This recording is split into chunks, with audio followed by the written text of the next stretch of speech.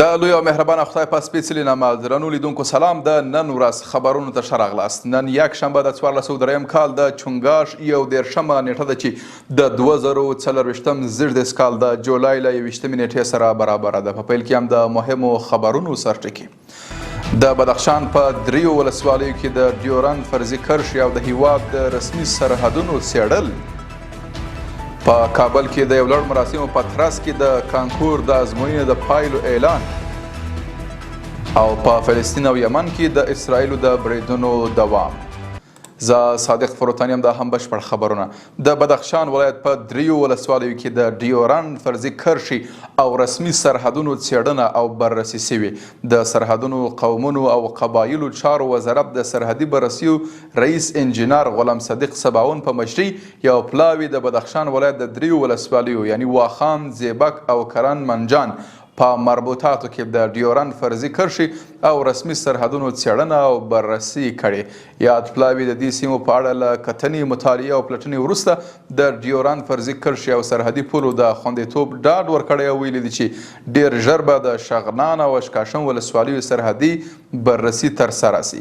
دغه بررسي په داسې حال کې ترسره کیږي چې له شاوخوا 3 لسیزو راپدې خوا بدخشان کې د ډیورند فرضي کرښې او سرحدي پولو ته څوک د کتنې په موخه نه دی ورغلی.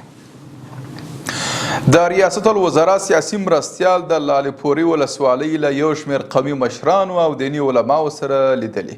قومي مشرانو او دیني علماو د خلکو او سیمه ییزو مسؤلینو ترمنځ پر ګډه همکاري د پراختیایي پروژو پر پلي کېدو خوښي ښودلې او د یو شمېر نورو پروژو د پلي کېدو غوښتنه یې کړې ده. ورته مهال د ریاست الوزرا سیاسي مرستیال مولوي عبدالکبیر ننګرهار کې د وروستیو رشتونو او توپان له امله پر اوښتو مالي او ځاني زیانونو خواشینۍ ښودلې او د یادې سیمې د ولسونو له ملاتړ څخه په مننې قومي مشرانو ته د ستونزو د حل ډاډ ورکړی دی.